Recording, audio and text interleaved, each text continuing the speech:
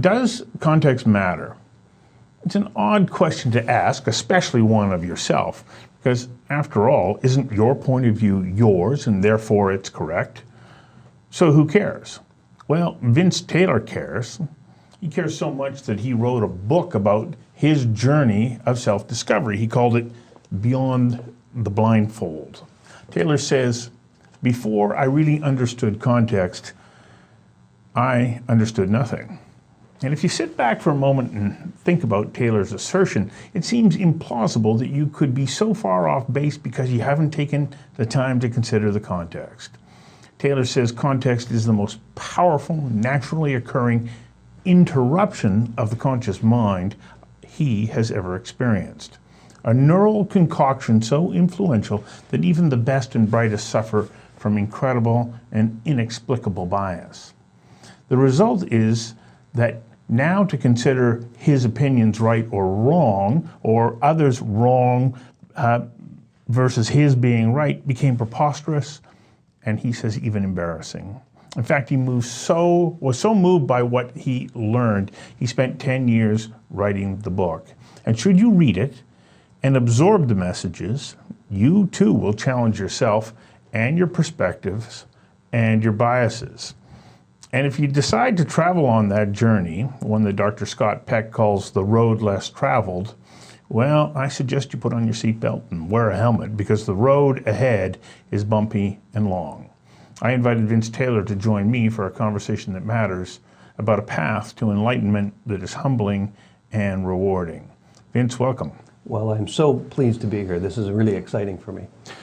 You know, in that introduction, I introduced the idea of context. And you think, oh yeah, context, I know what context is, but it's like so many words until you sit down and actually think about it. What exactly does that mean? And particularly when you start to examine the value of it in the way that it impacts our lives, how do you describe what context is? It's a great question, and one I struggled with a little bit when I started. I think the first time I really began to wonder about my opinions and where they were formed was when I traveled a lot as a kid. And I ended up, there's a particular chapter in there called The Morality and the Madness. I ended up in South Africa, and it was during the apartheid days. And all of a sudden, my ideas of right and wrong, left and right, were all upside down. And everything that I'd been taught to believe, from my grandmother, from the guy who helped me fix my bike, to my school teachers, about this is the way it is, the Catholic Church, these people are going here and the other ones are going to a different direction. All of a sudden, I'm standing in a foreign land with wonderfully friendly people who had completely different ideas than I did. And it was terrifying and enlightening, embarrassing, humbling, all of the things that you can imagine, because suddenly I realized that my opinions were formed in the crucible of my experience. But the critical moment was, that doesn't make your experience correct. That doesn't make your your opinions correct. They just are what you believe to be true. And once you take the lid off that Pandora's box, you start to think, oh my goodness, everything that leaves my mouth, everything that I write down is based on my opinion, but is that opinion correct? Well, I think that you get to the point where you have to ask yourself, well, as you just mentioned, how did I come up or arrive at that opinion? Was it fed to me, or did I actually think my way through it to truly understand this is important to me because, and I can then articulate what that reason is? So often we don't do that. Well, and I'll tell you just a very brief story. This kind of came about in the age of the internet and email. Now, it's hard to believe all these years later that there was a time there was no internet and email.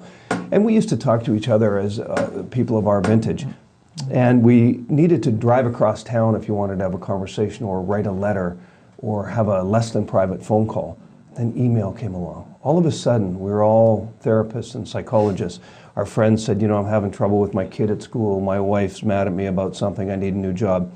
Suddenly and instantly, we could communicate on very serious issues. So I remember the day as clearly as we're sitting here. I had a question come in from a friend of mine. He wanted to get a new job. And he said, what do you think? And it was a serious question. And I gave him my answer, and I was just about to hit send, and I read my answer, and I thought, that's a really bad answer. It just doesn't make any sense. And then, of course, it was retrospective. Well, where did I get these ideas from? Where did I get any of my ideas from? how come I'm saying these things? And it was literally a lightning bolt. And if this idea is wrong, how many other things in my life have I said and done, and that's where the word embarrassing comes from, where I've shot off my mouth, I hadn't really put any time or effort into the research. And now, to be fair, prior to the internet, it was hard to do research. You wanted to know about polar bears, you had to drive to the library, and if there was a book, whatever it said, that was polar bears. And it was considered to be the truth because it was in the library. Because it was in the library, but it still didn't make it the truth. So all of a sudden now, you can look things up. Sure, you don't have to believe Wikipedia, but there's no excuse anymore, in my view, it's deadly serious, for any of us to say foolish things. Because you can do your homework, you can say the right things, and you can still have difference in context, difference of opinion, but they have to be learned. They have to be researched. You just can't shoot your mouth off. And I'm afraid for much of my life, I repeated and regurgitated what had been fed to me without properly vetting it. And that was really the inspiration for the book. You know right now that there's somebody going to be going, oh, come on, Vince, you want me to do that much work? Why does it matter? Give me, and this sounds like a nice idea in theory, but give me a concrete example about where context comes into play so that I can understand what it is that you're talking about. That's a great, can I give you 3? Sure. If I go fast. Even better. All right, I'm going to give you an easy one, a medium one, and a hard one. So you're at a 12-year-old's birthday party, okay? You're with your kids. And everybody's kind of standing around, and for the sake of being politically correct, we all kind of look the same, we all are socioeconomic the same, it's this and that. Conversation comes up about homework, right? Benign, homework. Yeah. So there's 3 ladies and myself, and there's a guy kind of standing over there, and homework's going around, well, homework's good for the kids, we have to help them at night, but it sure helps with grades, this and that, my husband and I, we do this and that.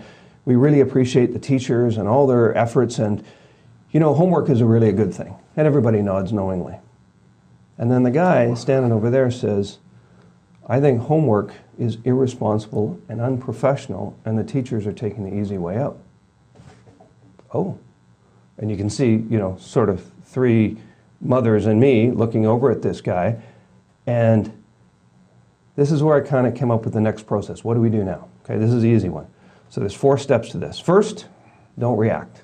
Don't react at all. Nothing on your face, because you know you kind of want to jump in. Nope, don't react. Number 2, don't respond to what the person said. Take a moment to ask them a little bit about themselves. So then I would say to this person, really, that's an interesting perspective. Tell me a little bit more.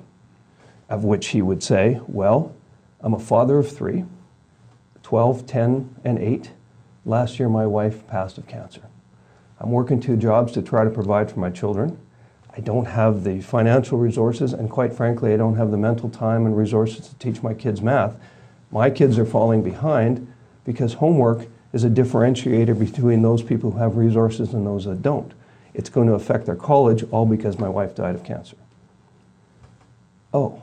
Context matters. Context matters. And then the 3rd step to that is venture a little more gently and get a little bit more. Well, when did this happen? How, you know, you want to engage this person. The 4th step in a relatively easy one like this is, do you want to continue on the conversation? Do you want to share your opinion, or do you want this conversation to end? In a case like this, I might be intrigued enough to ask some questions and get into it and want to engage. But I can assure you that every time you sit down with your kids to do homework, you're never going to forget that conversation. Homework will never be viewed in the same context again. So because you took the time to listen to that, to explore, and to try and get an understanding of why this person would say that, does it enrich you? That's exactly the point, because I would be motor mouth in the old me and say, well, that's ridiculous. You know, homework's powerful, and off to the punch bowl. Even though you don't know why it would be powerful. That's exactly, but because I went to school, I used to do homework, my kids go to school, they do homework. I understand what homework is, and I had an idea about homework that was ingrained in the crucible of my experience. But there's a lot of other things about homework. And now I'm thinking of this poor guy at home with no time, no resources, trying to put his kids through hockey and ballet and running around, wondering why the kids can't learn for the 8 hours that they're in school. Why do they need to be foisted on a parent who may not be equipped to teach science or math? Right, and then you start to do some research that questions that in its entirety. It's an entirety, right? Yeah. So example number 1. Example number 2. Now we find another guy, and you see this guy standing by himself, and you walk over, and you think, okay, there's a guy, there's a reason why he's standing by himself, I can't help myself. And you get talking, and he said, you know, we never landed on the moon. And you think, oh, okay. Step 1, don't react. Right? Benign. Okay? Step 2, don't ask about the question. Ask about the person. Oh, that's an interesting perspective. Why would you say that? Well, you know, my dad's brother used to work for NASA for many years. He used to bring us pictures and all that, but he was sworn to secrecy. He used to tell us all these stories. And now that he's passed, I got all the pictures and the examples, and I know a lot more about this now, and it's not true. We never landed on the moon. Okay, step 3. Now we know who we're talking to. Step 3 is, tell me a bit more. Or tell me, is this just garden variety crazy, or what is this? Now all of a sudden, everything I've ever believed has been called into question. Truth is, I've never been to NASA. I don't know any astronauts. I really don't know if we landed on the moon, but I've come to believe it's true. Am I so confident in my government that they would never lie to me? You know, that's a stretch. Now I'm intrigued, as my friend Craig would say, tell me more. And then step 4, do I want to carry on with this conversation and offer my opinion, or do I want to just walk away, right? So again, I have to know who I'm talking to, and then I want to learn more about their situation because I need to know my audience.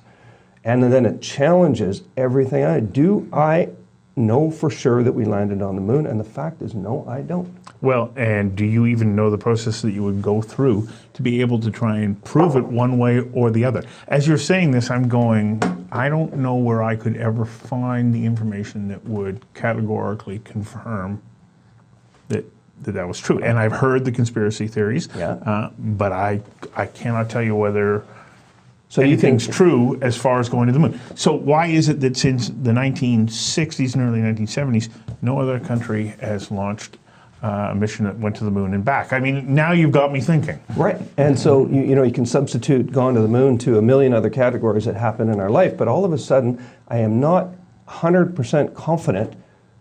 So I got to listen now. Right. I used to want to argue with these people, and now I'm like, oh my God, I can't argue with you because I don't even. You might be telling me that I may be hanging on to a flawed argument. Okay, Vince, but does this, like, you just used the word confidence, and does that not then deprive you a little bit of that certainty that you used to feel was so important to be able to say, no, that's the way I believe? That's exactly why I was so wrong. And I'm confident now because I've done my homework. Can I give you the third example? Of course. Okay, this is a hard one. Okay? Yeah. This is it. And well, the moon one's a pretty good one too. Well, this is a little more difficult. So, of course, in the news these days is call it the residential school thing. So now you got the third guy in the party, and you walk over to him, and you got your bowl of punch, and you're pretty warmed up at this point, and he turns to you and says, "Residential schools were a good thing. They did a lot more good than harm, and I think the media is misconstruing the information." Okay. How do you not react when you feel hear your that? blood pressure coming, right? The first two are easy, right? Homework. How upset do I want to get? I can feel my blood pressure rising. And I've got my process now to help me, right? I got my process. My first reaction is no reaction. Nothing on my face. Don't show one way or the other. That would be a hard one. Because this is bugging me. Yeah. Number 2, quietly and carefully, I would say, can you tell me a little bit more about yourself? Not about the argument, about yourself. And he would say, my great-grandfather, my grandfather, and my father were all principals at residential schools. In fact, my father was the last principal of the one locally here that closed down in the 60s. I lived my whole life in this world. I know more about it than anybody, and I can tell you that what you're reading isn't true. Deep breath, right? Now I'm talking to an expert. Now, he still may be wrong, still may be crazy, but I'm outgunned here. So my third point is, can you tell me a little bit more about this? So he's going to go on and tell me a little bit more about how he grew up playing with the kids, and he learned, and you know, he knew about these, and these kids died of natural causes, and all the stuff that goes completely against everything that goes in your brain. Then I'm faced with step 4. Do I walk away? And this was one of the hardest things that I learned, and you can apply it to so many different things in your life. I would say at this point, I would like to continue this conversation, but I am not equipped. I don't have enough information for my opinion to be valid. I'd like, if you wouldn't mind, to take your name and phone number. I'm going to go do some homework, and then if you wouldn't mind, I'd like to carry on this conversation in a couple of weeks. I haven't earned the right to an opinion. I don't know anybody that's ever been in a residential school. I know nothing about it except what I've heard on TV. It is ego-destroying to do that. It feels like when you face the bully and you have to give up your lunch money. But if you're going to face the bully after school down by the monkey bars, in the 70s reference, you better be mentally ready and physically ready. And when you face somebody where you're badly outmatched, you have to walk away. You have to go do your homework, swallow everything you've known, and come back with an opinion that's valid. There's a section on... or maybe you come back with insights that insights, are valid, because even then you can't inform an opinion. At least then, I'm not just dealing with what I read in the media. You know, somebody denies the Holocaust, or they talk about abortion, or they talk about capital punishment. If you haven't done your homework, you really don't have the right to an opinion, in my view. So contextually, everything about me wants to argue with this person. But you can't sometimes. You have to go back and get prepared. Especially if the media was your source. You know, yeah. I'm just reminded of a fantastic moment with Denzel Washington where a reporter asked him something and he goes, well, where'd you hear that? And the reporter said, well, I read it in the paper. And he goes, well, there's your problem. You're being educated by the media. Yeah. And the journalist or reporter said, well, what are my choices? Not read the news? He goes, well, no, if you didn't do that, you'd be uninformed. And he said, so we're in this challenging situation that if I read only the news, I'm misinformed. And if I don't read the news, I'm uninformed. This is where personal responsibility comes into play. And I think that the whole, it's like second step of this context and the way that you've outlined the way in which somebody should respond is you have to take responsibility yourself to go and do the work of understanding what it is that you're going to talk about. And it's very hard, and it's very hard if you're a person like me, and I use myself, please, in all these examples. Yes, I've you got do. all these ideas. You laid yourself bare. Yeah, I mean, this was hard. I found to be interesting, you have to be honest, and it was hard to be honest, and I got better at the end to say, okay, I really want to give you my opinion. So to stop and not, your kid comes home and says, I'm going to a party tonight, I'll be home by midnight. And you say, well, curfew's at 11. And your kid turns and gets mad. Well, what's the difference between 11 and midnight? It's what your curfew used to be. And you think to yourself, well, I'll tell you. And all of a sudden I had to think as a parent and say, okay, let me reanalyze all this stuff. What is it at about 11 o'clock? Should I negotiate? Is it dad knows best, or is it, am I working off principles that are predating my experience? I was a kid, I know what it feels like. I know what it feels like to hear the word no. Maybe there's a compromise. It made me a better parent to stop the finger pointing and say, okay, I'm going to think about this. I need 15 minutes. And then we're going to have this conversation. The kid still may not win, but instead of reacting. So when I'm at work dealing with colleagues, when I'm dealing with all kinds of conflict, I'm much more interested today in hearing why another person would feel like they feel. Because as I learned in Africa, their opinions are born of the crucible of their experience. Right. And I didn't have that experience.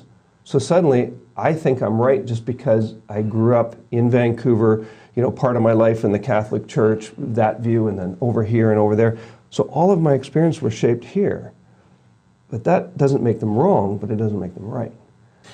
You're making me think about Viktor Frankl's book, Man's Search for Meaning, when he talks about the most powerful moment that you have in your life is that time between stimulus and response. How you choose to respond, and you make this point in your book, is what gives that moment meaning. And I thank you for that, because I hadn't had the words for that. That's better and more articulate than I had. I ground it out because I started to realize, and that's when I said it can be laughable and embarrassing. When I say homework is good, right? And then the guy explains this and I think homework is bad. What a dumbass. Like, what are you thinking? Now, homework can take on a lot of different faces. And I think it could be bad, it could be good. Yeah, and it's a wonderful conversation to have with your teacher, and maybe say, hey, this is what's happened in my life. Could you maybe try to send a little less home? I don't want my kids to get behind. I'm not very good at teaching, you are. So instead of just not having the conversation with the teacher, maybe you could explain the context of your situation. They could help you by doing a little more work at school, and we could all win. But we used to be afraid of having those conversations because it made us sound weak. But we're not weak. I know, and you pointed out the fact that the moment you started saying, oh, okay, now I'm not so certain about my stance or my understanding on this, it makes me feel slightly uncomfortable. Now I'm feeling not so confident. Yeah. But now that you have learned to embrace and live out this process of saying, well, let me think about this, or let me do a little research, do you find that it is not actually far more rewarding from a confidence perspective to be able to say, I don't know at the moment, but I'm going to find out. And that when you do speak, you know that you've done the work to try and start to figure that out. Do you not actually feel that the outcome is that you're more confident, not less? Well, of course, the humbling answer is absolutely yes. And I don't want to sit here in front of your audience and say I've got it all figured out. That's not the point. No, that's not the point. The point being is that these kind of 4 steps of discovery have made a huge difference. People have said to me, not my words, people have said to me, if you read this book, take it seriously and be introspective, go on your journey. It fundamentally changes your life, changes your day-to-day life, because you've changed your mind on things. Somebody spills a coffee on you, you used to get angry, or gets mad at you because they're frustrated about something. People don't usually get mad at you for no reason. Instead of getting mad back, you'd say, boy, I wonder what's going on here. Let me take a moment to see if I can find out. Now, at the end, if they're just being, nasty, fine, we'll deal with it. But I find I don't get angry anymore. I hardly ever get angry. I find it almost a useless emotion because people don't get heated up at me for no reason. I must have done something. And if I did, I'm actually quite interested to learn. And if I'm dead ass wrong, I want to hear why. Because I want to let go of the arguments that are wrong. Flawed arguments, misunderstandings are the #1 problem that we have in business, personal relationships, all that. And me always wanting to talk instead of listen, even though that's been said many times, many ways, has been the basis of that. You know, Vince, when I first got the book, I thought, yeah, I've been on this journey all my adult life because there were all kinds of challenges that pushed me in that way. Yes. And I got thinking, I read Viktor Frankl and, Adolf Adler and Dr. Carl Rogers, and these were all academics who spoke from a perspective that didn't quite speak to me the same way that your book did. And I wish that when I was younger, your book existed because you touch on all those points. And in the writing of the book, do you kind of hope that what you're doing is you're passing on saying to somebody, this is a layman's guide to the good life? Well, I really appreciate those kind words. Partly, too, it was a legacy for my kids. Just in the few minutes that we have left, we don't know our parents as adults. And I never really thought about it. You're about 25 years old before you finally meet your parents, and they're 45 or 50. We don't know what they were like in their 20s. We don't know what they thought about because we've just had a different relationship with them. And I thought, I'm pretty close with my kids, but I thought, I wonder if I could leave, it wouldn't be so presumptuous to say a roadmap. They'll do what they do. But breadcrumbs. What if I could leave some breadcrumbs about how I felt, deeply felt, about a lot of things? You can't always get into these discussions around the dinner table in the short time that we have. What if I have grandchildren and they say, what was the old guy about? And you could say, well, maybe there's no bronze statue at the swimming pool, but you could read his book and maybe, just maybe, because these ideas and problems aren't new. The idea of listening to other people, understanding their points of view, agreeing to disagree. Consensus is not the goal here. This is not a guidebook on do what I say. This is do more listening, do more thinking, do your own research, be responsible, be accountable, and enjoy conversations that are different from your own and thoughts that are different from your own, right? Homework is good. Well, I appreciated the book, and I appreciate you taking the time to come in. Oh, this is really fun. I love this stuff. I wish it could go on and on forever, but I appreciate the time, and thank you very much. Thank you.